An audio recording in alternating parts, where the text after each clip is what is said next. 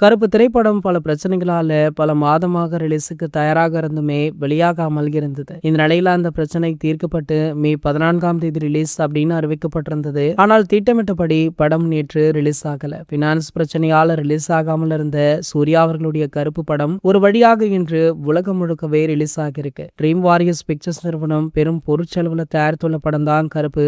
RJ Balaji இயக்கியுள்ள இந்த படத்துல சூர்யா அவர்களுடன் த்ரிஷா, நட்டி, யோகி பாபு, சுவாசிகா, ஷிவிதா அப்படின்னு பல பிரபலங்கள் நடிச்சிருக்காங்க. சாய் அபியங்கர் அவர்கள் இசையுமே அமைச்சிருக்காரு. இந்த படம் பாத்தீங்கன்னா பல பிரச்சனைகளால பல மாதமாக ரிலீஸுக்கு தயாராக இருந்துமே வெளியாகாமல் இருந்தது. இந்த நிலையில அந்த பிரச்சனை அனைத்துமே தீர்க்கப்பட்டு இன்று, அதாவது மே 15ஆம் தேதி படம் உலகம் முழுக்கவே ரிலீஸ் ஆகி உள்ளது. படத்தை பார்த்த ரசிகர்கள், பிரபலங்கள் அப்படின்னு பலருமே ஆகா ஓகோன்னு படத்தை புகழ்ந்து தள்ளிட்டும் இருக்காங்க. மேலும் பாத்தீங்கன்னா பல இடங்கள்ல இந்த திரைப்படம் பல கோடி வசூல் செய்யும் அப்படின்னு முன்பதிவுல இருந்தே தெரியுதான். இந்த நிலையில தற்போது இந்த திரைப்படத்தை பிரபல இயக்குனரும் முதலமைச்சர் விஜய் அவர்களுடைய மகனுமான ஜேசன் சஞ்சய் அவர்கள் FDFS காட்சியை பார்த்து அவருடைய கருத்துக்களை சோசியல் மீடியாக்கள்ல பதிவு பண்ணிருக்காரு. சோ இந்த விஷயம் தற்போது சமூக வலைதளங்கள்ல வைரலுமே ஆகிட்டு இருக்கு. சோ ஜேசன் அவர்கள் கருப்பு திரைப்படத்தை புகழ்ந்து பேசியிருப்பது சூர்யா சார் ரசிகர்களை கவர்ந்திருக்கு. மேலும் பாத்தீங்கன்னா ஜேசன் சஞ்சய் இயக்கத்துல சிக்மா அப்படின்ற திரைப்படம் உருவாகிட்டு இருக்கு. இந்த திரைப்படம் அடுத்த மாதம் உலகம் முழுக்கவே ரிலீஸ் ஆக உள்ளது